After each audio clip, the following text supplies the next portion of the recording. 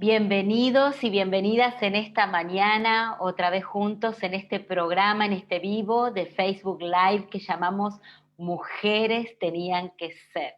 Y realmente cada vivo es especial, ¿no es cierto? Esta mañana te voy a pedir que no te lo pierdas.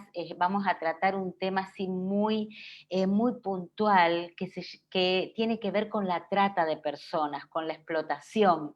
Y muchas veces es como un tema que lo sentimos como lejanos o lo adjudicamos a cierto segmento de la sociedad. Pero bueno, hoy va a ser una mañana para abrir nuestros ojos, para abrir nuestro entendimiento y también, por supuesto, para abrir nuestros corazones, que es lo más importante.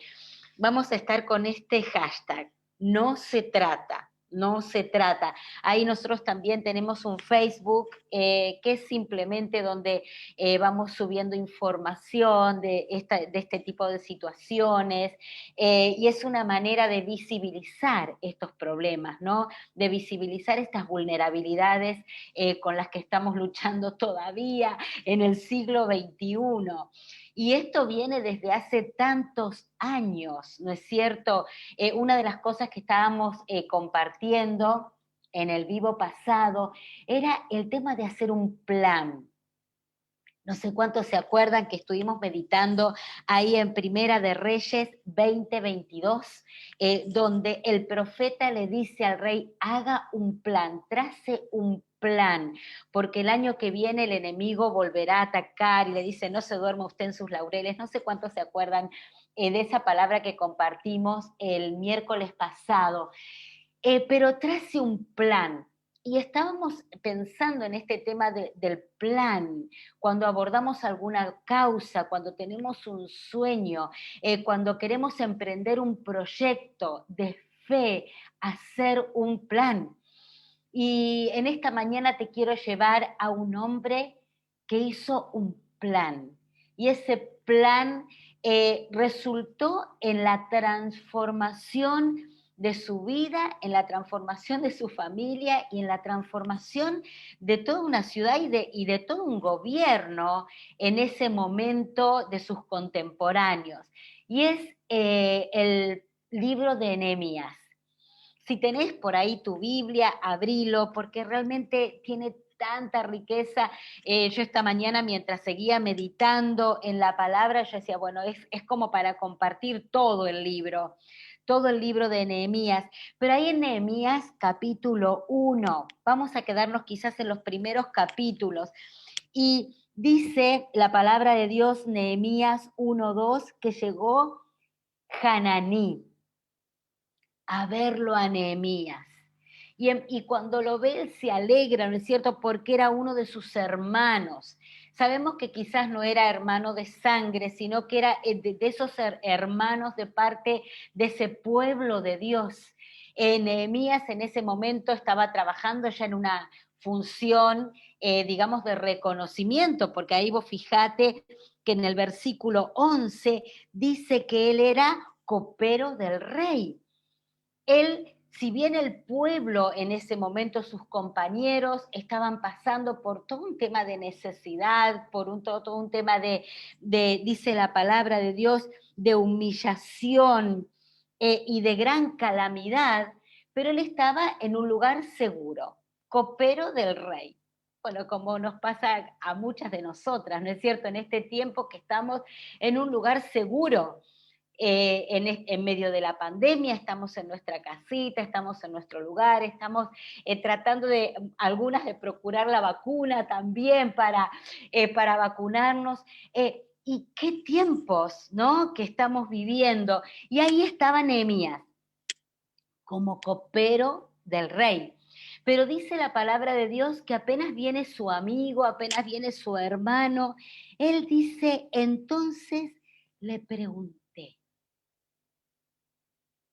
por el resto de los judíos que se habían librado del desierto y le pregunté por Jerusalén. ¿Cómo está Jerusalén? ¿Cómo está nuestra ciudad? ¿Cómo están nuestros hermanos? ¿Cómo están aquellos que no pueden estar en este lugar de seguridad como estaba él, como copero del rey? ¿Cómo están? Y ahí es tremendo, ¿no? Porque Hananí le empieza a relatar. Y quiero que nos quedemos como con cinco puntos principales. El primero dice que Nehemías le preguntó. Cuando nosotros estamos abordando alguna causa, ¿no? Como hemos estado trabajando con el tema de aborto, con el tema de acompañamiento a la mujer, con el tema de drogadicciones, tuvimos este vivo con el tema de suicidio, ¿no? Que fue también tan movilizador. Tuvimos este otro vivo con el tema de adopción y de infertilidad y cómo una mujer joven enfrenta la infertilidad y ahí hablamos de esperar sin desesperar, que yo ya tengo mi virome, tengo mi libro, bueno, tantos temas que hemos ido abordando. Lo primero es la pregunta. Cuando estamos trabajando en una causa, en un proyecto, lo primero es preguntar. Y dice que le preguntó por el resto de los judíos. Preguntar. Preguntar, la pregunta nos lleva a la investigación. La pregunta nos lleva a conocer las realidades. La pregunta nos lleva a investigar. Y ahí dice que después que le preguntó, en el versículo 3 recibe la respuesta.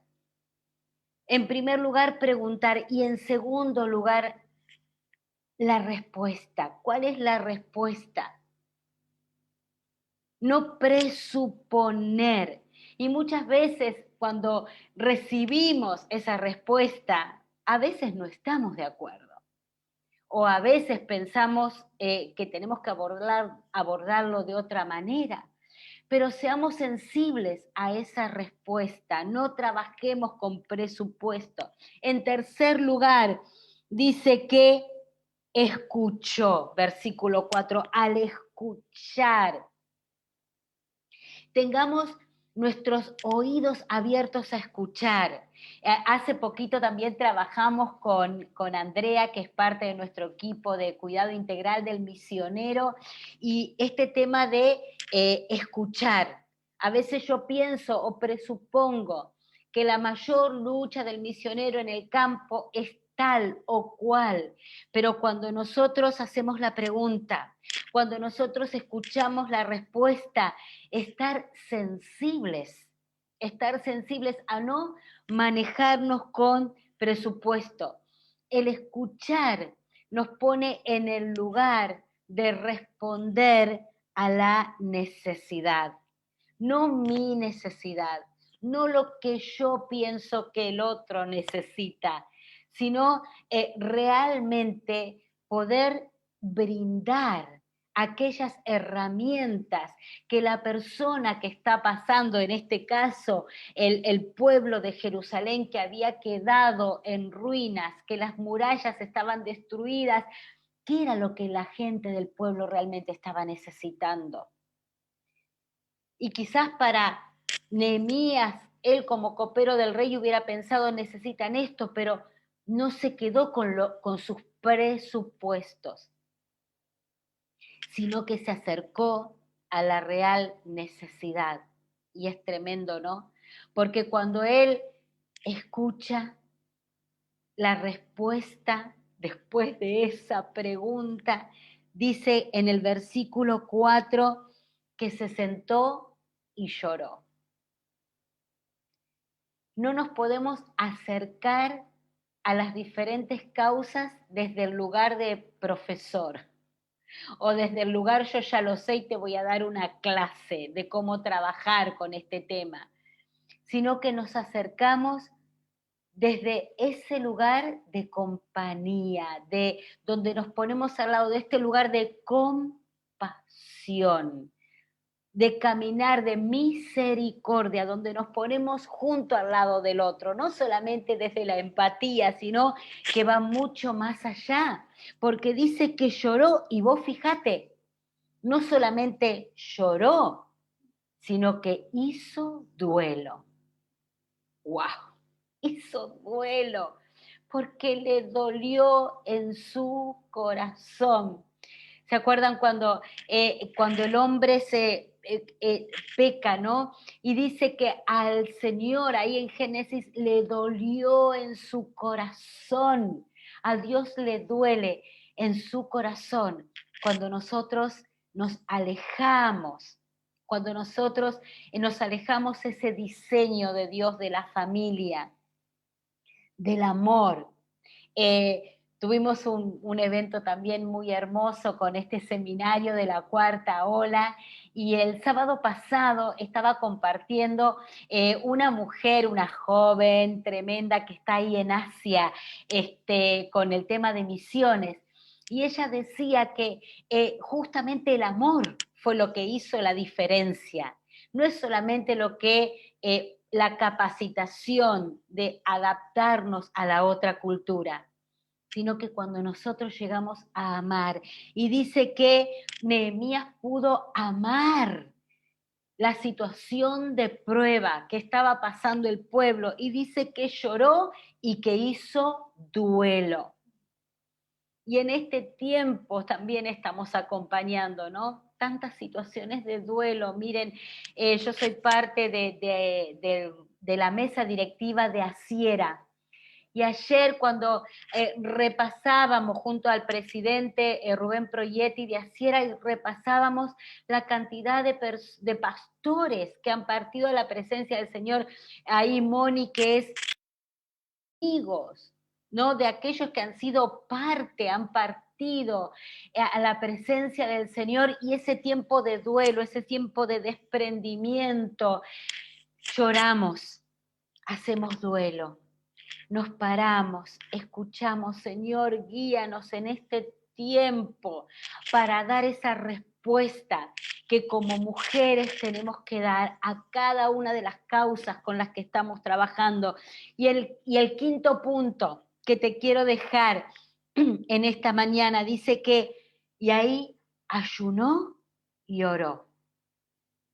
Ayunó y oró. Y ahí empieza a elaborar el plan. Y en medio del dolor, el plan que Nehemías arma tiene que ver con el ánimo. Fíjate lo que aunque todas las noticias eran negativas, eran situaciones de dolor, eran situaciones de esclavitud, eran situaciones de hambre que pasaba el pueblo, eran situaciones de tremenda pobreza. Lo ves ahí en Nehemías capítulo 5, versículo 5, cómo estaba el pueblo, no tenían tierras. Los hijos y las hijas habían sido vendidas a la esclavitud. Los gobernantes eran tremendamente injustos. Pero Nehemías, viendo toda esta situación, dice, ahí fíjate en Nehemías capítulo 2, versículo 17. Vamos, anímense, vamos a reconstruir la muralla de Jerusalén para que ya nadie se burle de nosotros. Amén, amén, amén. Acá estamos estos que reconstruimos los muros. Acá estamos estos hombres y mujeres que reconstruimos los muros, que hacemos historia en medio de tanta oscuridad.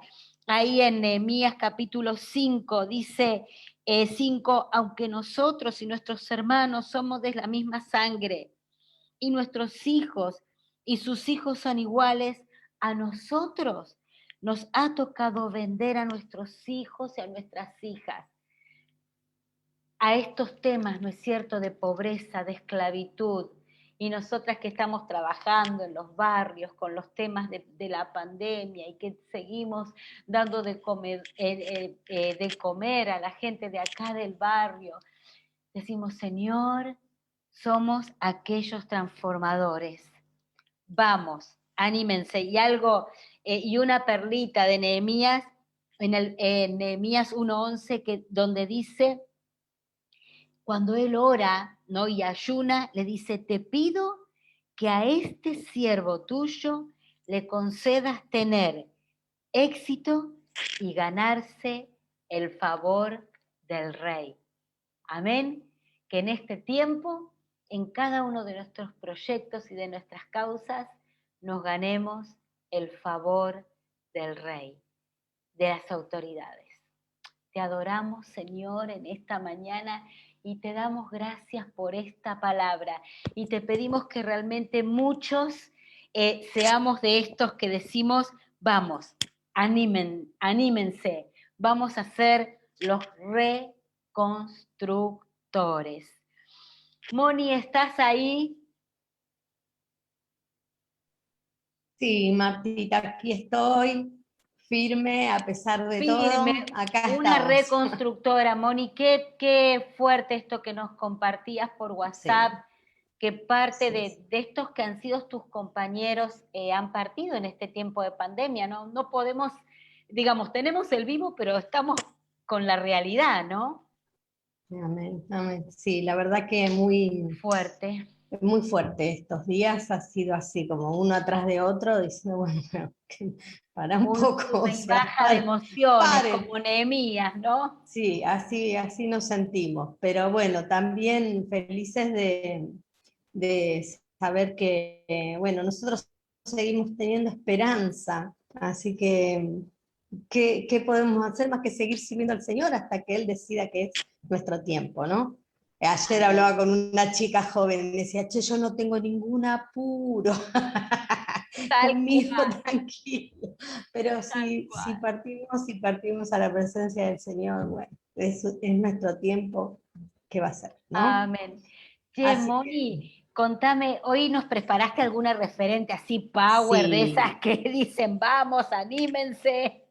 sí, la verdad, una mujer, una luchadora, muy bajo perfil, Marta. Me costó un montón encontrar, viste que yo siempre digo, bueno, googleen tal cosa o tal otra, y la Sí, gente puede googlear. Bueno, con esta no la googleen, pues no va a encontrar mucho. Así que mirá, nosotros yo creo que a través de la página le vamos a compartir de esta mujer, justamente porque ella fue una mujer de bajo perfil, ese fue su estilo de vida, ¿no?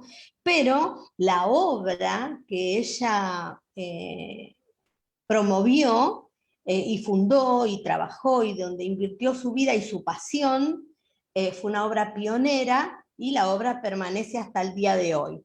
Y esta mujer, si las chicas tienen el flyer ahí, lo sí, dale que podemos estamos compartir. intrigadas. Se llama Isabel Betty Green, ¿no? Ajá, Y fue la fundadora de la misión que se dedica a servir a los misioneros en la misión, ¿no? Y realmente fue para su tiempo algo que no existía, o sea, ella creó este ministerio de la nada, ¿no?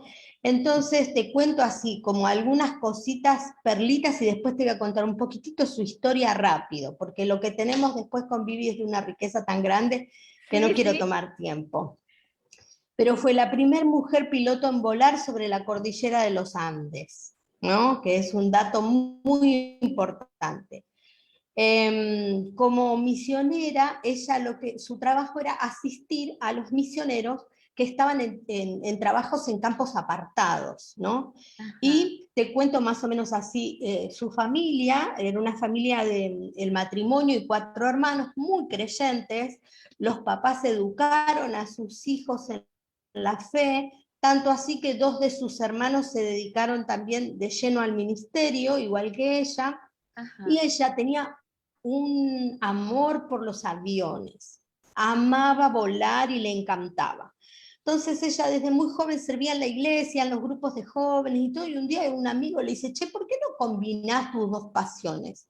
¿Qué 2 pasiones? Dice, y volar y servir a Dios. Y ella dijo, ay, sería maravilloso. Y si te imaginas si los misioneros que tienen que llegar a lugares apartados, que por ejemplo se podía llegar hasta cierto punto y después el resto lo tenían que hacer caminando en la jungla, en Claro, la montaña, en claro, claro. diferentes lugares inhóspitos durante días, y algunos morían viajando, ¿viste? O contraían enfermedades o lo que sea, y se los pudieras llevar en avión y dejarlos depositados en el lugar de trabajo. Y a ella le pareció fabulosa esta idea y empezó a soñar con esto. Así que ella se matricula en enfermería, empieza a estudiar enfermería, después estudia sociología, y cuando estalló la Segunda Guerra Mundial, como ella ya tenía conocimiento en aviación, ella se suma al ejército. Viste que el ejército tenía una flota de pilotos femeninas que hacían el trabajo de logística para que los varones pudieran hacer los trabajos, digamos, más peligrosos de batalla. Igual lo que hacían las mujeres era igual de peligroso, pero no entraban en combate, ¿no? Las mujeres hacían todo lo que era la logística. Entonces eso le dio una experiencia en aviones grandes, chiquito, mediano, o sea, ella voló todo lo que pudo, y cuando la guerra termina, ella dice, bueno, ahora yo voy a empezar con mi ministerio, voy a usar todo lo que tengo y el conocimiento que tengo para asistir a los misioneros en el campo. Entonces, ella comienza su ministerio, ella estaba tomando un entrenamiento de vuelos comerciales, sí, y escribe un par de artículos por ahí, ¿viste? Escribió también. Otra que escribió, escriban, mujeres, escriban.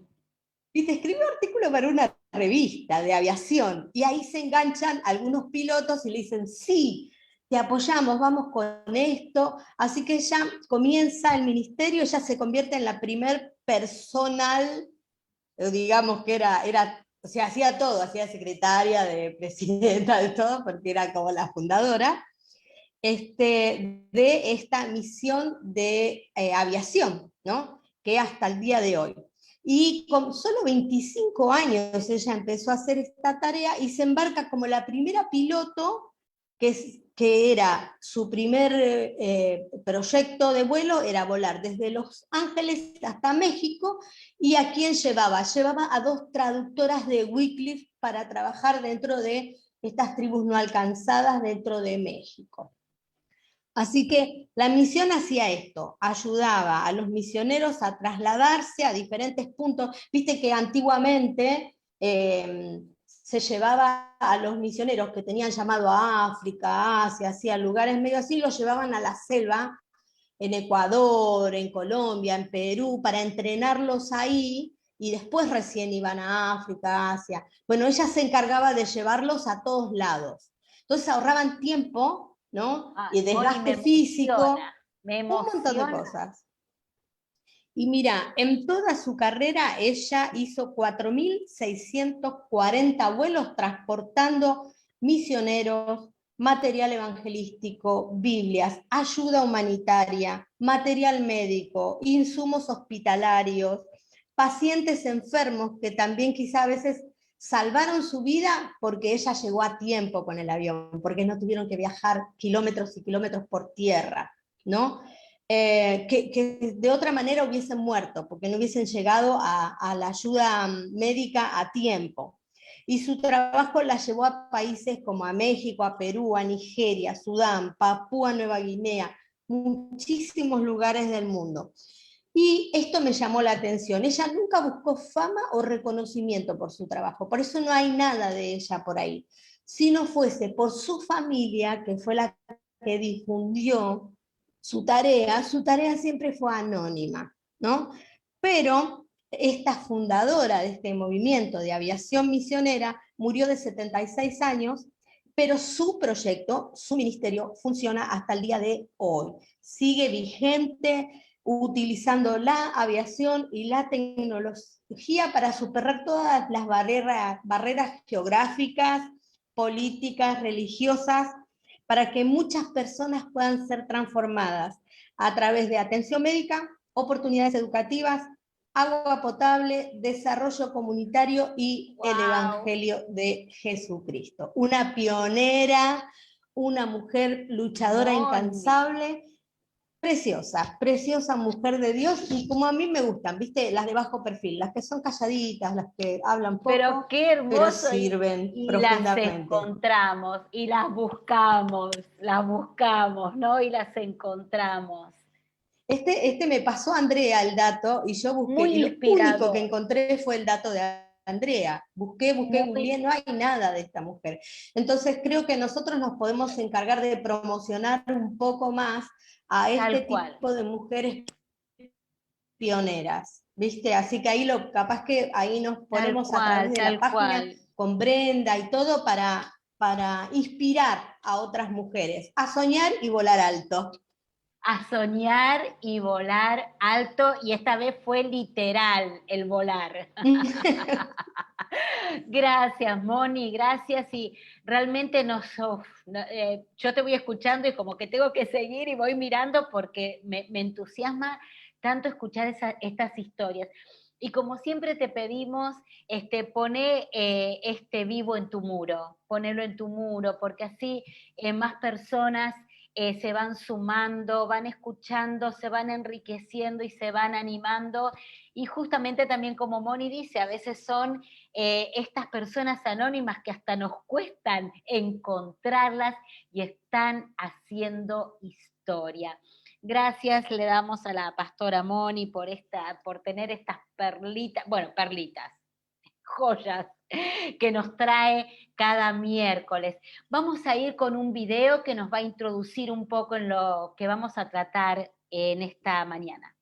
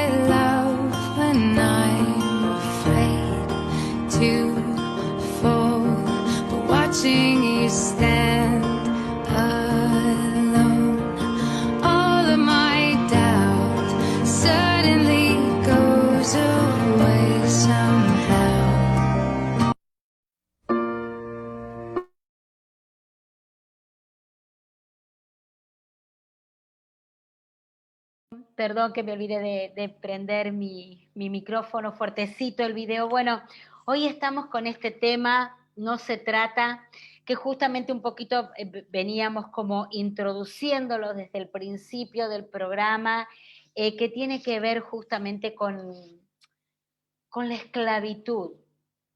Y por eso también busqué esta reflexión de Nehemías, porque en cierta manera él hizo una transformación en medio de la pobreza y de la esclavitud del pueblo. Esta mañana vamos a tener con nosotros a Viviana Pinto, y la voy a introducir un poquito, acá tengo su biografía. Viviana salió de Argentina luego de terminar su entrenamiento como médica clínica y estudios teológicos en el Instituto Bíblico de Buenos Aires. Se radicó en Haití, donde adoptó a Niquete, después corregime si lo dije mal, y conoció a su esposo, Alexander, y formaron una familia de hijas adoptivas de ambos. Y luego llegaron Daniel y David. Hay muchos, Viviana y Alexandre se unieron al Medical Ambassador Internacional en 1999, primero como directores del Programa de Desarrollo Integral Comunitario en Haití y luego en Caribe y Sudamérica. Viviana tiene un diplomado en trata de personas, en la misión en el área de respuesta y rescate, lucha contra la trata, culturas orales y programa de 1000 días de Haití para recuperación nutricional de embarazadas y niños hasta 2 años. Vivi, imagínate qué privilegio tenerte esta mañana con nosotras. Gracias por aceptar la invitación. Gracias a ustedes por invitarme. Bueno, justamente estábamos introduciendo un poquito el tema anteriormente con Vivi, y cómo abordar el tema de la esclavitud.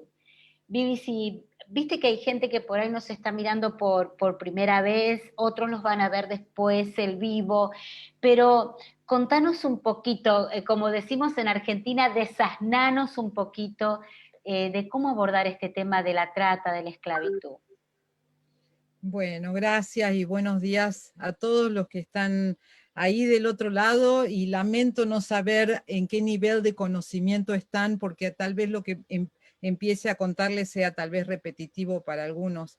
Pero me parecía importante repasar algunos términos antes de entrar a contarles un poco qué es lo que hacemos en nuestro ministerio. Así que voy a empezar con una palabrita que en Argentina desde chiquita yo la escuchaba y no sabía muy bien lo que quería decir, que es trata de blancas. ¿No es cierto? Sí, Cuando se éramos decía antiguamente así, trata de blancas, tal y cual. decíamos, bueno, ¿qué será y por qué el término? Y es un poquito de historia, porque realmente nuestro contacto con eso era tan ajeno y tan de antes, que no nos parecía que nos tocaba a nosotros en ese tiempo.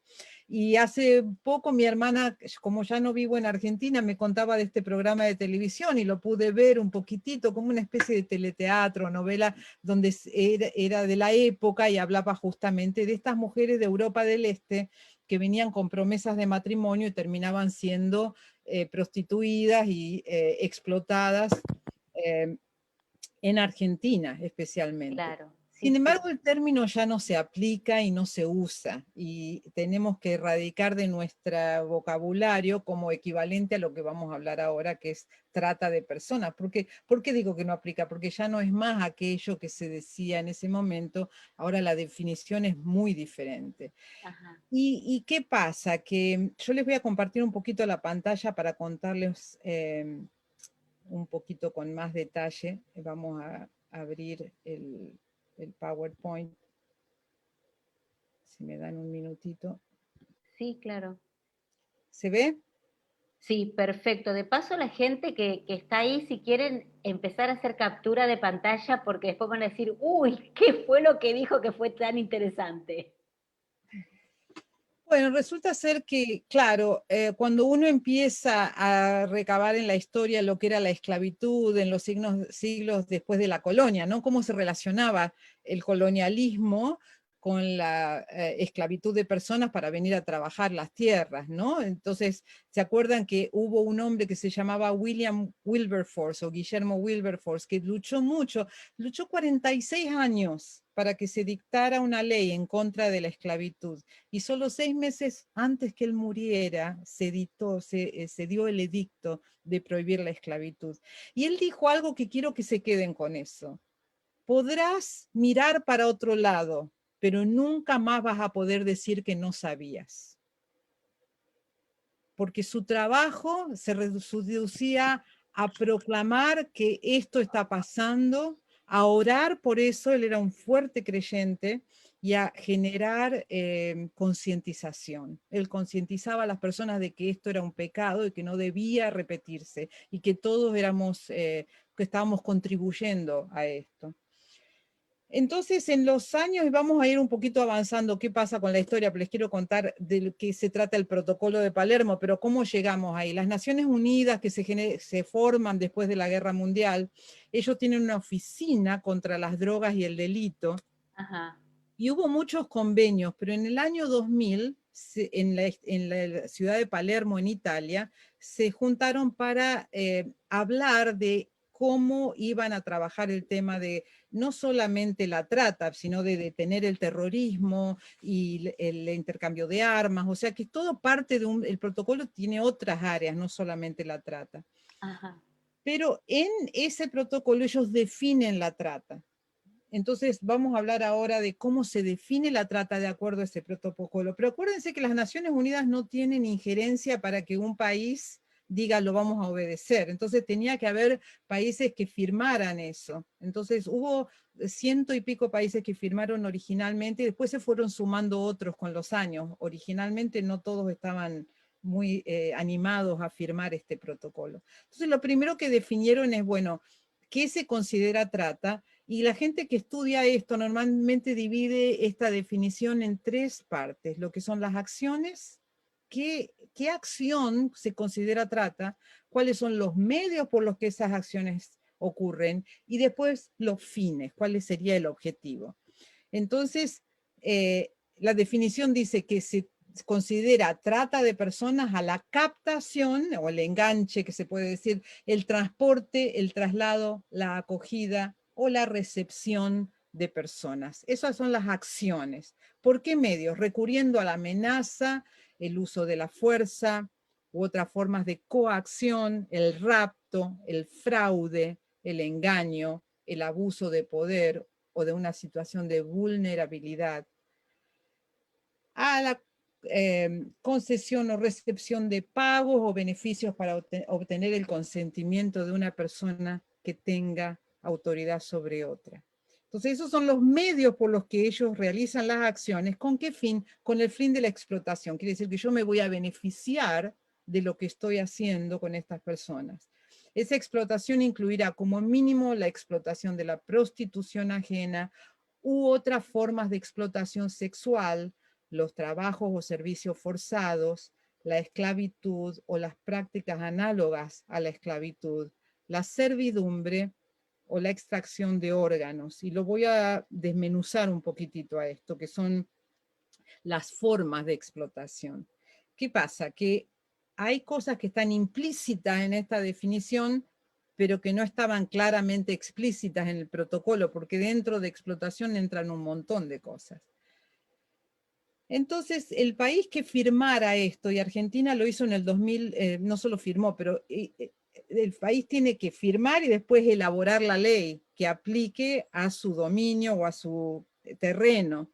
Entonces, cuando Argentina hace eso en el 2008, la ley es la 26364, la ley de trata de personas. Interesante ver qué formas de explotación menciona la ley argentina. Y como el diplomado que hice con fin de la esclavitud desde México, también uno puede comparar, y tenemos en el diplomado nos da las distintas leyes para que comparemos qué considera cada país como trata y qué formas de explotación. En realidad se definen 11 formas de explotación y vamos a hablar de cada una de ellas. La primera es la esclavitud en general. Entonces les voy a contar, si me da el tiempo, que no estoy mirando la hora. Vos andá tranquila y yo te vamos... Cuando vayan faltando 5 o 10 Sí, minutos, avísame. sí. Esclavitud se entiende por esclavitud el dominio de una persona sobre otra, dejándola sin capacidad de disponer libremente de su propia persona ni de sus bienes, y se ejercitan sobre ella, de hecho, atributos del derecho de propiedad. O sea, no puede ser dueña de nada. Eso sería en general el término esclavitud. ¿Qué es la condición de siervo o la servidumbre? Hay dos formas, la servidumbre por deudas o la servidumbre por gleba, y lo voy a hacer rapidito. Por deudas es que una persona le da a su deudor, se compromete a prestar servicios personales o los de alguien sobre quien ejerce autoridad como garantía de una deuda si los servicios prestados equitativamente valorados no se aplican al pago de la deuda. Quiere decir que le estoy devolviendo mucho más de lo que tiene el valor lo que yo debo. O si no se limita su duración, si no hay un término, ni se define la naturaleza de dichos servicios.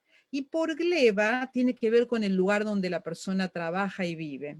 Se le impide cambiar su condición a vivir o trabajar sobre una tierra que pertenece a otra persona, se le obliga a prestar servicios remunerados o no, sin que pueda abandonar la tierra que pertenece a otra persona, o ejerza derechos de propiedad de una tierra que implique también derechos sobre personas que no pueden abandonar dicho predio. Ustedes dicen, uy, qué complicado. Bueno, quiero mostrarles todo lo que abarca la trata, porque uno lo atribuye a la explotación sexual, pero realmente la prostitución ajena, que es cuando alguien está beneficiándose del ejercicio de la prostitución de otros, y otras formas de explotación sexual, como es la pornografía. En Argentina, cuando se define la ley, la pornografía infantil es otra forma de explotación separada de la explotación sexual, la ponen aparte. La otra es la explotación laboral, que es cuando una persona obtiene directa o indirectamente beneficio injustificable económico o de otra índole de manera ilícita mediante un trabajo ajeno sometido a la persona a prácticas que atentan su dignidad. Pero también está lo que es los trabajos forzados. Ahí es cuando el trabajo es insalubre, o hay coerción física o amenazas de coerción, o utilizando la fuerza o la amenaza de la fuerza de una organización criminal. Y vamos a seguir porque no quiero, a ver, hay muchas definiciones. ¿Qué es la mendicidad forzosa? ¿Qué es la que se ejerce contra muchas personas que están viviendo con discapacidad? Cuando se obtiene un beneficio, el obligar a una persona a pedir limosna o caridad contra su voluntad, recurriendo a amenaza o daño grave. La otra es la utilización de menores en actividades delictivas, que tal vez serían los gangs, ¿no es cierto? Pero Sí. también el uso de menores en conflictos armados, como es el reclutamiento de menores que está pasando ahora en Colombia, que pasa mucho en África, en algunos países. Eso está dentro de formas de explotación. La adopción ilegal de menores, que es algo que lo vimos nosotros de chicos, muchos que traían a los niños pagándole a los padres de misiones o de países, de provincias más pobres o de países limítrofes. El matrimonio forzoso servil, que tal vez no sea tan común en Argentina, pero lo que está subrayado en amarillo es lo que la ley argentina lo define, está explícito en la ley argentina. Lo otro son formas de explotación que definen la trata, pero que no está explícito igual en la ley argentina. Tráfico de órganos, tejidos, células o fluidos y experimentación biomédica ilícita con seres humanos, por ejemplo, que estén experimentando contigo. Te voy a dar un ejemplo que esté fuera de Argentina para no generar polémica, pero pasó eso con la población negra en Estados Unidos y los dejaban morir de sífilis para ver cómo evolucionaba la enfermedad. Esto fue en los años 40, una historia muy, muy triste de lo que es la experimentación médica con personas, o utilizar medicamentos de prueba sin la autorización voluntaria de la persona. Eso entraría también dentro de la definición. Quiero que vean la amplitud y cómo nos tocan muchas cosas de las que no estamos conscientes de todo esto. Y ahora sí quiero entrar un poquito a mi historia y cómo me involucro con esto. Como leyeron ustedes en la introducción, yo soy médica de profesión y de entrenamiento, hice mi residencia, llego a Haití como misionera, predicando la palabra, hablando de Jesús, tratando a los enfermos, pero me daba cuenta que los enfermos volvían a sus comunidades donde se volvían a enfermar de las mismas, Claro. porque no había trabajo de prevención y la comunidad no se hacía cargo de su salud. Así que por esto pasé de la medicina tradicional en Haití a la transformación integral de la comunidad, que en Argentina le decimos TIC, que es una estrategia de trabajo con la comunidad, donde la agricultura, el crecimiento del niño, la formación espiritual, todo es parte de la salud y se trabaja con microemprendimientos y con muchas otras cosas que hacen que una persona esté sana y que viva en comunidad sana. Por eso ahí les muestro, bueno, parte de las actividades que hacía. Pero dentro de la cultura haitiana hay una modalidad que se llama el reste avec, que los que hablan francés pueden ver dos palabras ahí, rest o rester, que quiere decir vivir, y avec con. Y en realidad el reste avec es el niño que sale de la provincia y el papá se lo da a una familia que tenga los medios, con la promesa de que lo va a mandar a la escuela, que va a tener que hacer algunos servicios en la casa, pero terminan siendo los esclavos de la casa. Estos chicos son abusados en todo sentido y muchas veces no enviados a la escuela, y son la servidumbre del día de hoy de Haití. Y esa fue mi primera exposición a qué hacemos con todo esto. Si la misma iglesia tenía Restavex y se sentía bien, porque ellos creen que Como ayudan. era algo como cultural, digamos. Exacto. Se Y veía bien culturalmente. no se condenaba. Claro. Entonces, fue mi primera exposición a una forma de explotación. Igual empezamos a trabajar eso en las comunidades y sin embargo la trata en sí no estaba en mi radar en lo que era la transformación comunitaria y el desarrollo comunitario. Pasa que a medida que fueron pasando los años y el Señor me fue abriendo la cabeza con historias y con narraciones, y cuando estaba haciendo la maestría en desastres, una persona habló de lo que era la explotación en Estados Unidos, las chicas que están marcadas con tatuajes y lo que es la ignorancia de la iglesia. Ahí empezó a trabajar el Señor en mi corazón, a decir, tenés que involucrarte con esto. Así que del desarrollo integral comunitario pasé a la lucha contra la trata de personas, pero dentro del contexto del desarrollo. Entonces quiero mostrarles ahora una cosa que trabajamos mucho en desarrollo comunitario, que le llamamos el árbol de problemas, que se ha hecho muy popular incluso en las universidades, y no es propiedad de embajadores médicos, pero lo trabajábamos mucho, porque en la comunidad decimos, bueno, ¿cuál es el problema? Y ellos definían, bueno, nuestro problema es la falta de agua. Entonces decimos, bueno, ¿cuáles son los efectos? La diarrea, bla, bla, bla. Y después, pero ¿cuáles son las causas? Así la comunidad trabajaba más con la causa y resolviendo la causa, y no tratando de resolver la diarrea, que es lo que hacíamos en la clínica. Lo mismo hicimos con la trata. Si uno piensa en la trata y los efectos, tiene que volver para atrás y decir, bueno, pero ¿cuáles son las causas, no? Y uno va empezando a trabajar con la gente. Bueno, la corrupción es una, la cultura de consumo de bienes y de sexo, el hecho de que el hombre pueda cosificar a la mujer tiene que ver con esta cultura de consumo, la violencia de género, y estas son solo poquitas, quiero mostrarles un ejemplo. La pobreza y la falta de oportunidades. ¿Cómo vamos a trabajar en contra de la trata si no enfocamos en todo esto? La falta o el incumplimiento de leyes nacionales. Cómo le dan vuelta a los tratantes muchas veces a una ley para que no se presente el delito como trata, que tiene una penalidad diferente a un delito de abuso sexual, por ejemplo. Cosas que no se hablan en la familia, en la iglesia o la comunidad, que generan desconocimiento y vulnerabilidad al no hablar de ellas. Padres ausentes o sin herramientas para prevenir. Entonces, bueno, de todas estas causas que van a ver ahí, son oportunidades para trabajar en contra de la trata. O sea, vos podés decir, bueno, no tengo la capacidad para tener una organización en contra de la trata, pero sí podés abarcar como iglesia o como individuo o como familia, a todos nos toca hacer algo en contra de esto. ¿Y qué pasa? También existen los efectos de la trata, la pérdida de la dignidad, la esclavitud creciente. 40 millones de personas en el mundo están sufriendo víctimas de trata. Familias quebradas, abusos de la niñez, que hace que pierda la persona su niñez y su futuro. 95% de los casos de trata con fines de explotación sexual han sido abusados sexualmente como niños, lo cual los hace vulnerables. La impunidad, las personas lastimadas. Entonces, ¿qué pasa? ¿Por qué les quería mostrar este árbol? Porque hay un montón de organizaciones cristianas y no cristianas que están emergiendo pensando, bueno, ¿qué área de este árbol voy a tratar? Entonces, ¿qué ha pasado? Han proliferado muchas organizaciones, buenas organizaciones, con buenas estrategias, muy buenas intenciones. Les puedo nombrar 5 así rapidito: A21, Justicia Internacional, IJM, International Justice Ministries, así que no me acuerdo la M cuál era.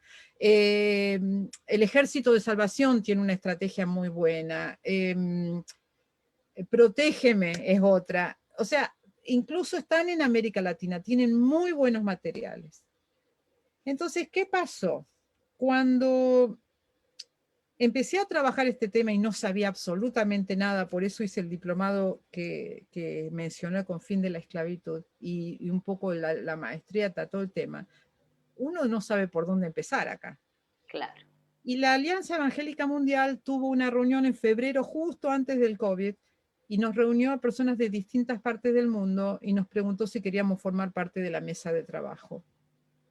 Y me asignaron, junto con Silvia Brynjolfsson, que es otra argentina que también vive en Canadá como yo, si podíamos trabajar el tema de América Latina. Y lo que hicimos fue empezar a preguntarle a todos los latinos que conocíamos: contanos qué estás haciendo, decinos cómo es tu ministerio. Y nos dimos cuenta que hacía falta una conexión entre los distintos grupos y fortalecernos. Y una de las cosas que Dios me está hablando mucho es, tenemos que aprender a trabajar no solo en red, con los que pensamos igual, también con los que no pensamos igual, porque este problema no se va a resolver solo con los que pensamos igual. Tiene que ser mucho, mucho más grande la red de lo que nosotros estamos acostumbrados a hacer. Y entonces se formó lo que es el Foro Latino contra la Trata, que ahí tengo el logo, en octubre del año pasado. Ya tuvimos, cada 3 meses nos reunimos y hablamos de temas entre nosotros, nos vamos conociendo. ¿Y qué empezó a pasar? Que alguien tenía una víctima nicaragüense en Brasil o en Perú y nos llamaba y decía, ¿quién está en Nicaragua para recibir a esta persona? O contame quién está que sea un abogado en tal país porque necesitamos trabajar este tema con una persona. Entonces vimos que el valor del foro es que estamos todos a disposición de todos y nos complementamos.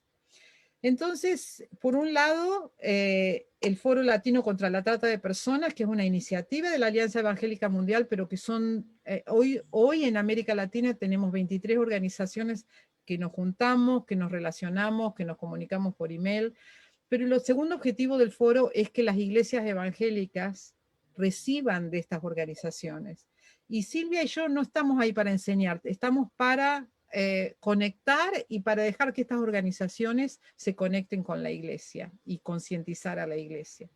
Por otro lado, yo sigo trabajando con Embajadores Médicos Internacionales, la organización que represento cuando estoy en distintos países y estamos trabajando en África, porque ¿qué pasó? También hacen falta redes iguales, foros iguales en África y en Asia, y tenemos gente trabajando en las comunidades allá. Entonces, estamos desarrollando programas de capacitación para nuestra gente que hace desarrollo comunitario, y por eso también les pido oración para desarrollar estrategias posibles de prevención, de protección, de promoción de la justicia, comunicarse entre sí y unirse a la iniciativa de Dios. Y quiero dejarles con un versículo que para mí Éxodo 3 fue el pasaje que Dios usó para llamarme a la obra misionera, y es interesante cómo Dios me sigue hablando con el mismo pasaje vez tras vez.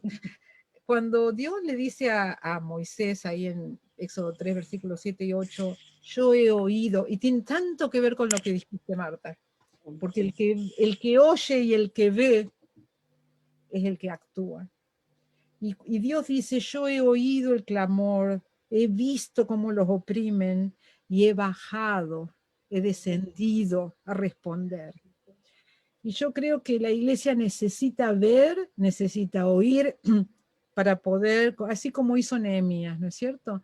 Para responder a conciencia y saber que no importa qué nivel estés, tu trabajo contra la lucha es un llamado de Dios, y no lo podés evitar, no podés decir yo no sabía. Tenemos que dejar de ignorar, y a veces estamos tan sobrecargados con lo que está pasando, especialmente ahora, con esto de la pandemia. Nos toca a todos, Exactamente. gente, seres queridos, ¿no? Uno no puede dejar de elaborar este duelo por lo que estamos pasando. Pero mientras tanto, los traficantes están teniendo con la Siguen. internet, viven en su paraíso, porque no hay cómo detenerlos. Sí hay cómo detenerlos porque Dios está levantando a su iglesia para detenerlos. Así que los animo a que elaboren estas semanas que Jucum y mujeres tenían que ser, están trabajando el tema, para que se informen bien, se empapen y elaboren su estrategia, como lo hizo Nehemías. Así que muchas gracias, eso era lo Vivi, que gracias por quería este tiempo. aportarles. Ay, gracias. Si querés dejar de compartir un poquito pantalla, así podemos estar las dos. Y bueno, Vivi, un privilegio realmente tenerte esta mañana con nosotras. Tenemos una gran cantidad de gente que nos está siguiendo ahora en el vivo. Y bueno, tenemos las redes sociales. Por favor, comuníquense. Como decía Vivi, hay muchos, es muy grande el abanico, ¿no es cierto?, con el que nos podemos comprometer, ¿no? Así es. ¿En qué cosas nos podemos comprometer, Vivi? ¿Pensás puntualmente? Por ejemplo, si fuera en prevención. Bueno, ¿Conoces algo?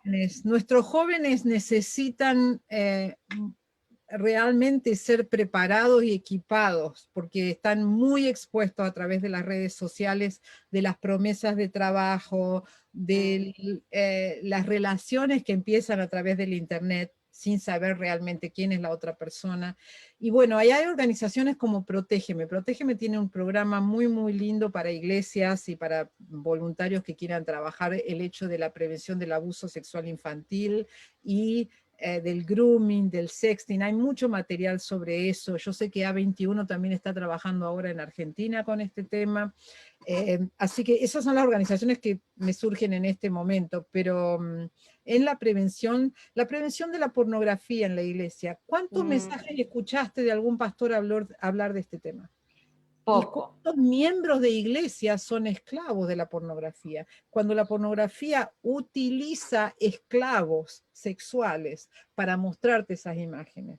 Entonces, ¿qué Muy pasa fuerte, Vivi, que muy la iglesia fuerte. no habla de esto? ¿Por qué no hablamos de estas cosas? ¿Por qué no hablamos con nuestros hijos de estas cosas?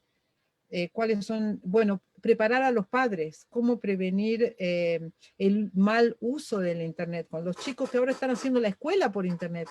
Y el Claro, padre a veces es analfabeto total en cuanto a el uso de las redes sociales y exactamente. del servicio, ¿no? Cibernético. Así que bueno, hay mucho para hacer, hay Hay mucho para mucho. prepararse. Hay mucho para hacer, hay mucho para despertarnos. Vivi, gracias por este tiempo, se nos pasó volando. Yo me imaginé, yo digo, bueno, se nos va a pasar así el tiempo. Gracias, Vivi, ahí dejamos las redes también. Gracias por compartir con nosotras esta mañana. Les agradezco a ustedes la oportunidad. Y no soy ninguna especialista, apenas estoy empezando a aprender.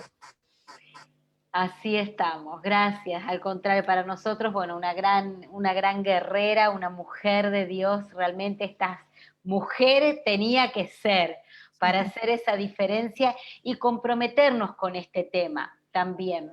Así que bueno, muchísimas gracias Vivi por estar esta mañana con nosotras. Y ahí dejamos las redes, las preguntas, si alguno inclusive acá en el chat, en el Facebook nos quiere dejar algunas preguntas, también nos gustaría poder contestarles, poder hacer esta sinergia, ¿no? Que tiene que ver con el conocimiento, con las redes, con conectarnos. Bueno, se nos fue el tiempo. Qué bueno, gracias por estar, gracias a todos los que se conectaron, gracias por compartir. Creo que tenemos algunos anuncios. Si tenemos algunos anuncios, vamos a ir rapidito a los anuncios y vamos a estar ya terminando.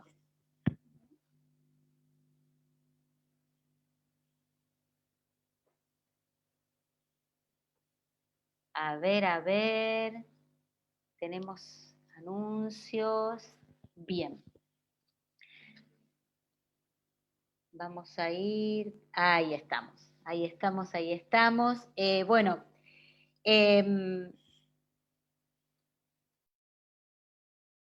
bien, bien, bien. Vamos, hoy estamos así porque también estamos separadas. Bueno, como Bien. algunos anuncios que tenemos la EDE, la Escuela de Discipulado y Entrenamiento 2021, y esta vez en julio empezamos, la vamos a enfocar en gobierno. Así que vamos a estar trabajando todos estos temas, ¿no? Que tienen que ver con leyes, con adopción, con investigar todos estos temas.